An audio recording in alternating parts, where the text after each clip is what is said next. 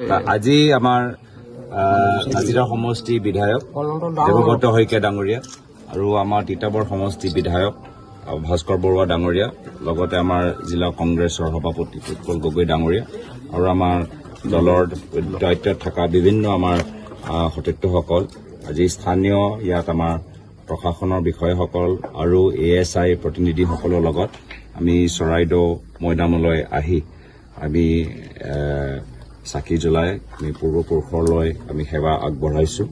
লগতে আমি সকলোৱে গৌৰৱ অনুভৱ কৰোঁ যে আজি চৰাইদেউ মৈদাম ইউনেস্কো ৱৰ্ল্ড হেৰিটেজ চাইটৰ কালচাৰেল কেটেগৰীত সোমাবলৈ সফলতা লাভ কৰিছে। এটা দীৰ্ঘদিনৰ এটা সপোন সকলোৱে দেখা পাইছে বা অৱগত যে ইয়াত এক্সকাভেশ্যনৰ কাম 2001 চনত আৰম্ভ হৈছিলে। 2002 চনত ইয়াত এক্সকাভেশ্যনৰ কাম আৰম্ভ হৈছিলে। তাৰপিছত আমাৰ বিভিন্ন চৰকাৰ আহিলে। আমাৰ 2013 চনত আমাৰ চৰকাৰৰ দিনত ৱৰ্ল্ড হেৰিটেজৰ কাৰণে আমি এই গোটেই প্ৰচেষ্টাটো আৰম্ভ কৰিলোঁ। পিছত 2014 চনৰ পিছত চৰকাৰ সলনি হ'ল, কেন্দ্ৰীয় চৰকাৰ সলনি হ'ল, তেওঁলোকে কামখিনি আগবঢ়াই লৈ গ'ল। 2016 চনত ইয়াত নতুন চৰকাৰ আহিলে, সৰ্বানন্দ সোণোৱাল ডাঙৰীয়াৰ চৰকাৰ আহিলে আৰু বৰ্তমানত আমাৰ কেন্দ্ৰীয় চৰকাৰ প্ৰধানমন্ত্ৰী মোদী ডাঙৰীয়াৰ অধীনত আৰু আমাৰ বৰ্তমান অসমৰ মুখ্যমন্ত্ৰী হিমন্ত বিশ্ব শৰ্মা ডাঙৰীয়া আজি তেওঁলোকৰ সময়ত আজি ইউনেস্কোই যি আমাৰ প্ৰচেষ্টা 2013 চনৰ পৰা যে আমি আৰম্ভ কৰিছিলোঁ সেই প্ৰচেষ্টাটো আজি তাত মোহৰ লগালে। আমি সকলোৱে গৌৰৱ অনুভৱ কৰিছোঁ যে গৱেষণাৰ ক্ষেত্ৰত ৰিচাৰ্চৰ ক্ষেত্ৰত বহুত কৰিবলগীয়া আছে। আজি বহুতখিনি কথা আমি ভালদৰে নাজানো। ইয়াত আমাৰ ছইল এনালিচিছৰ ক্ষেত্ৰৰ পৰা আমাৰ এক্সৰে ক্ষেত্ৰৰ পৰা কাৰ্বন ডেটিং ক্ষেত্ৰত বহুতখিনি যে আমি ইয়াত ৰিচাৰ্চ যে হ'ব লাগে, চাইণ্টিফিক ৰিচাৰ্চ যে হ'ব লাগে, আৰ্কিঅলজিকেল ৰিচাৰ্চ যে হ'ব লাগে, সেইখিনি আমি আজি তাৰিখত হোৱা নাই। মই আশা কৰোঁ এই ইউনেস্কো ৱৰ্ল্ড হেৰিটেজ চাইটৰ ষ্টেটাছ পোৱাৰ পিছত ইয়াত ৰিচাৰ্চ আৰু ভালদৰে হ'ব লাগে।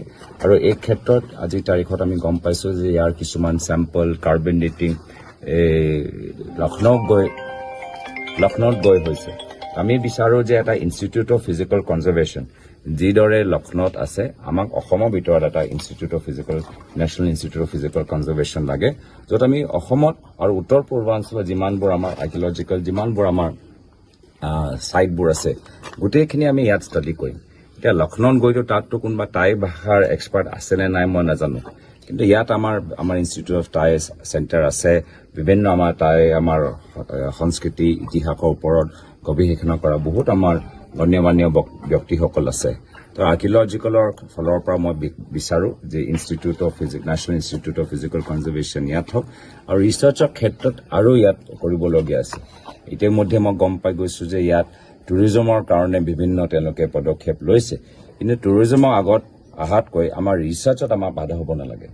মানুহ আহক, নৱপ্ৰজন্ম আমাৰ বুৰঞ্জীৰ বাবে আৰু তেওঁলোকে শিক্ষিত হওক, কিন্তু এই ক্ষেত্ৰত আমাৰ যে অধ্যয়ন হ'ব লাগে, ৰিচাৰ্চ হ'ব লাগে, আমি যে ইতিহাসৰ বাবে আৰু অৱগত হ'বলৈ বিচাৰোঁ, আমি সেই ক্ষেত্ৰত আমি বাধা পাব নালাগে।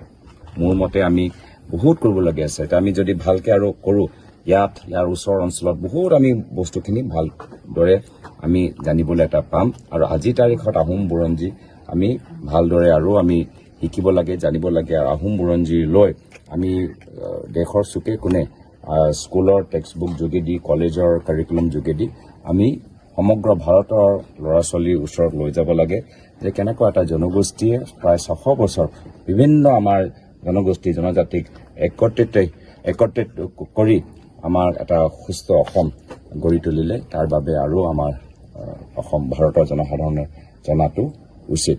আৰু এই ক্ষেত্ৰত মানে আমি দেখা পাওঁ যে কেতিয়াবা এইখন চৰকাৰ, বিশেষকৈ বৰ্তমানৰ কেন্দ্ৰীয় বিজেপি চৰকাৰ, ধৰ্মীয় অনুষ্ঠান, ঐতিহাসিক অনুষ্ঠান মানে কমাৰ্চিয়েলাইজ কৰিবলৈ বিচাৰে, মানে বজাৰ কেন্দ্ৰিক তেওঁলোকৰ দৃষ্টি। এতিয়া অযোধ্যাত তেওঁলোকে মন্দিৰ নিৰ্মাণ কৰোঁতে বহুত সৰু সৰু দোকানবোৰ তেওঁলোকে ভাঙি দিলে। আমি দেখা পাইছোঁ যে মা কামাখ্যা মন্দিৰতো তেওঁ আধুনিকৰণৰ ক্ষেত্ৰত এটা বজাৰ বনাবলৈ বিচাৰে, য'ত বহুত এই স্থানীয় মানুহবোৰ তাত বঞ্চিত হ'ব, উন্নয়নৰ পৰা বঞ্চিত হ'ব।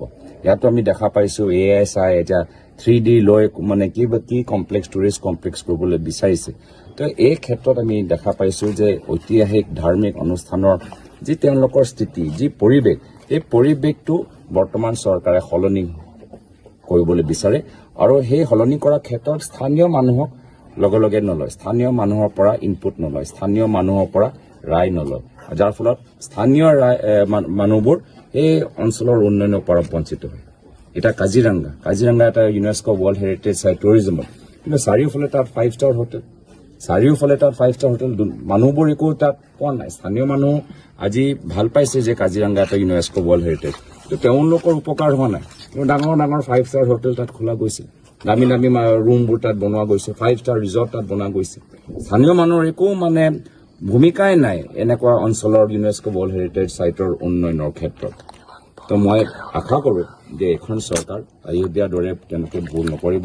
মা কামাখ্যা মন্দিৰতো তেওঁলোকে যি স্থিতি সলনি কৰিবলৈ বিচাৰিছে, মা কামাখ্যা মন্দিৰ চুবলৈ নাপায়, পাপ, তেওঁলোকে পাপটো নকৰক, এইটোৱে মোৰ ফালৰ পৰা বিনম্ৰ অনুৰোধ।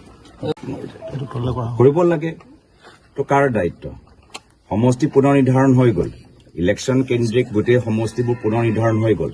বিজেপি নিজৰ দলটোক সহায় কৰিবলৈ গোটেই সমষ্টিবোৰ পুনৰ নিৰ্ধাৰণ কৰিলে। তো চৰাইদেউ মৈদামত কিয় তেওঁলোকে কৰিব পৰা নাই? কিয় তেওঁলোকে বিফল হৈছে?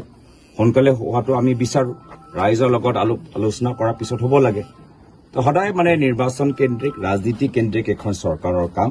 বাস্তৱ মানুহবোৰ উপকৃত হৈছে নে নাই হোৱা তাৰ বাবে তেওঁলোকে চকু দিয়া নাই।